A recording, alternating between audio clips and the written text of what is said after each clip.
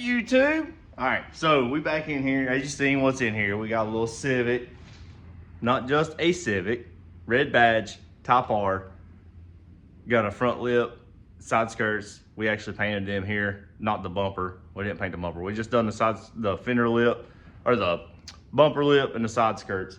So anyway, it's in here today because it needs, excuse me.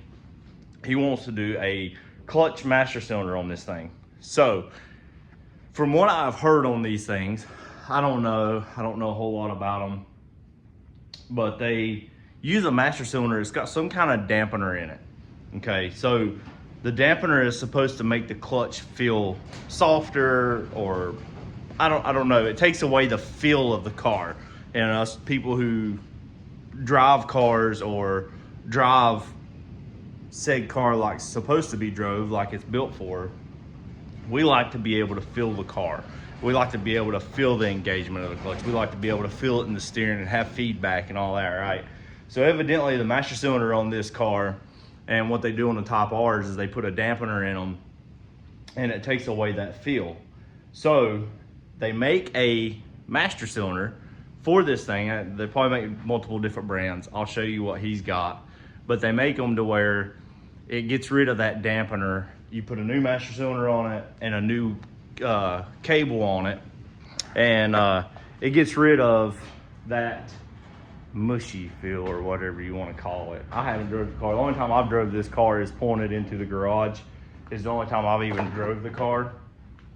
But we're going to do that today. We've already started on it. I'll turn this camera around. I'll show you what we've already done to start on it. And they say that you should jack it up to get to everything, but I think I can get to everything without jacking it up. And if I don't have to, I'm not going to, just due to the fact, for one, I don't have a lift. For another, this car's not real low, but it's been lowered a little, I think. And with the ground effects and all that stuff on it, I just don't want to deal with putting a jack under it, risking anything. I try to do things to cars with as less risk as possible to damage anything or mess anybody's stuff up. I treat their stuff like my own. I don't care if it's this. I don't care if it's his other Civic he has. The one, it's got another really nice Civic. I don't care what it is. I don't care if it's an 85 Toyota pickup that you drag through the mud every week. I don't care. I'm gonna treat it like it's my own, just because I feel that's the right thing to do. So let me turn this around and show you what we have done so far to get to where we're at, and then we'll go from there. So we got the old Honda. So anyway, this car, I don't even know, maybe he'll watch this video and comment down below everything that's done to it. I'm not 100% sure what all's done to this car. But anyway, the master cylinder's back in there. Flashlight is pointing to it.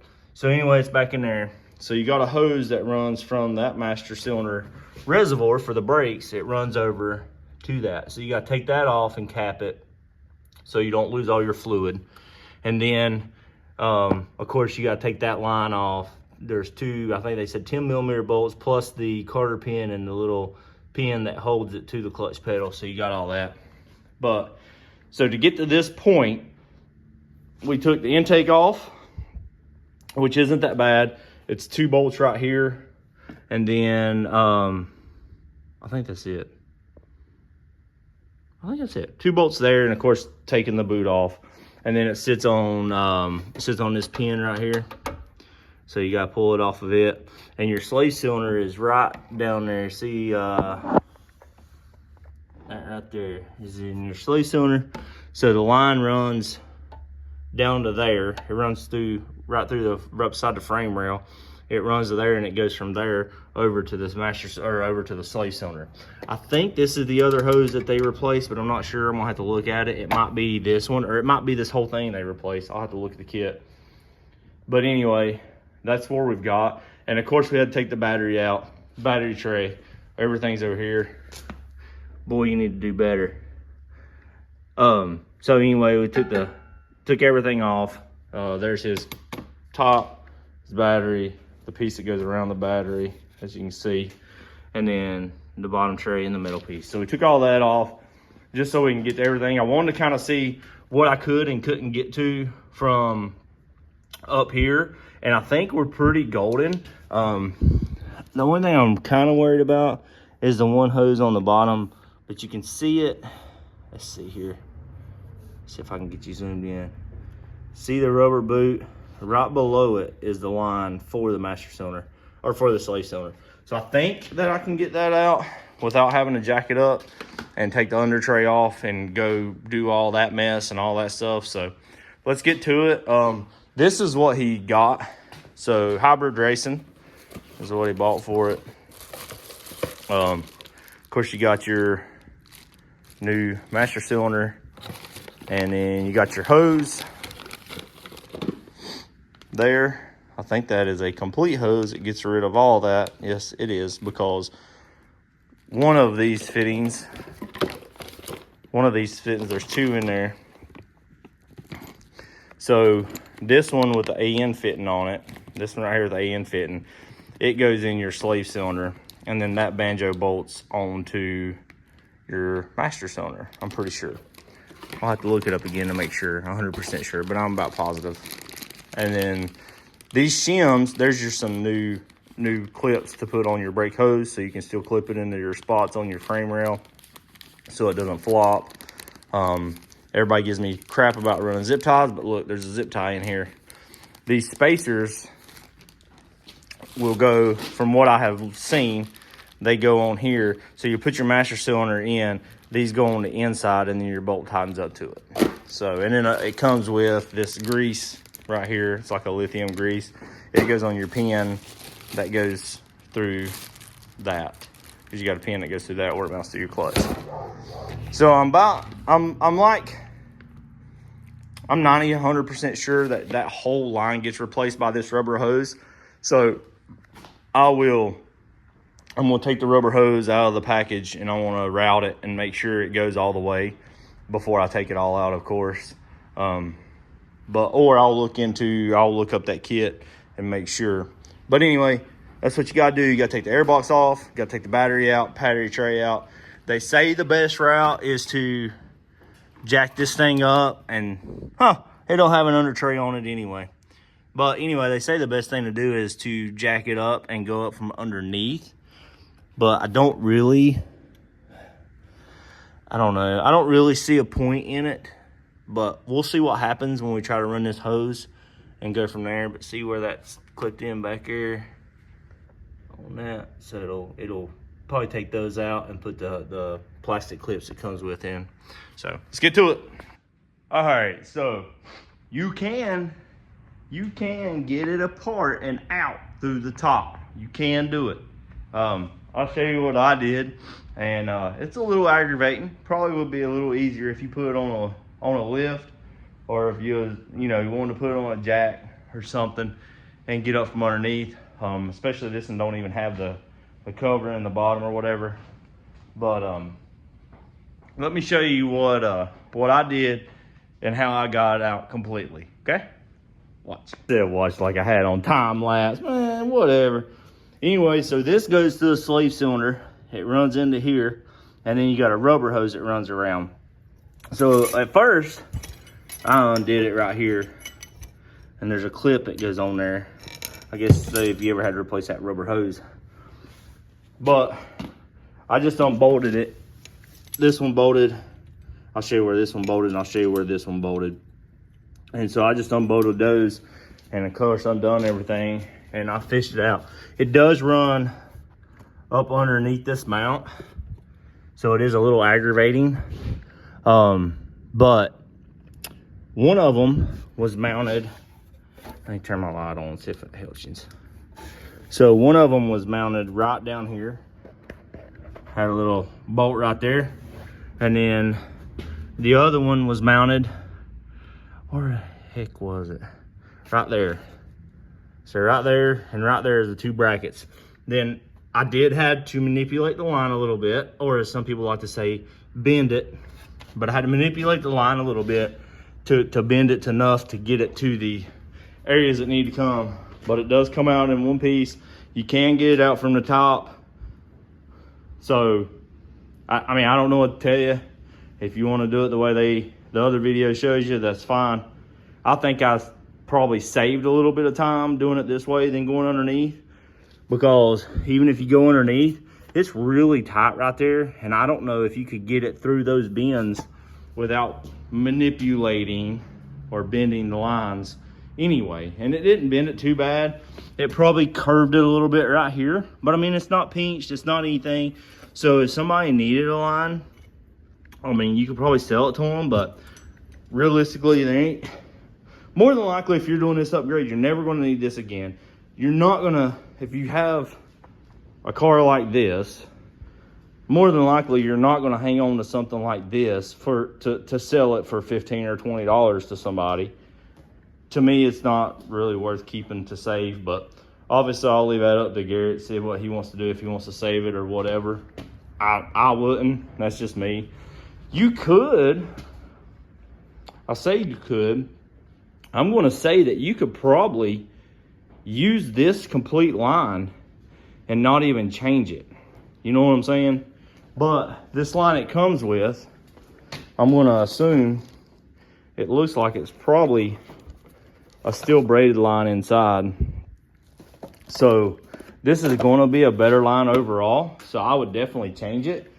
But with the way everything's set up, you wouldn't actually have to change this line at all. You could run this line. So if you wanted to do this kit, you could always do it without changing this line, just so you know. But this is going to be a weak point. Not necessarily the metal lines, because the metal lines aren't going to give, but you lose some feel on a hose like this compared to a hose like that. This hose is going to have more flex in it, more give in it, so you're gonna lose a little bit there if you use that, probably. But if you wanted to do this upgrade and not have to fish this line out, because it is a pain to get to this fitting from the top, and you got to get in there with 2 wrenches. If you ever wanted to do that, you could use this line. So anyway, there's that. Let's get this line in and get it run. And crap. So as you can see, you can't even see where that goes in, but it goes in right there. So I got a fitting that's going to go in there, and then the line will run through there. Plus, getting the brackets out of the way cleans it up a little bit. You don't have metal brackets there. It don't need to be there. You're not going to see it anyway because the airbox goes here, but let's get this thing back together. All right, so we've got it run. Let me show you 2 things right fast.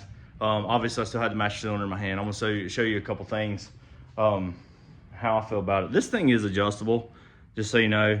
And the clutch does have a stop for when it's all the way up inside. But anyway, let me show you what this gasket right here, got to make sure you leave it on, obviously. But the factory one, obviously you want to make sure you take it off. So you want to make sure this isn't left on the firewall. So I'm going to go ahead and check and make sure there's not another one. That one's really thin.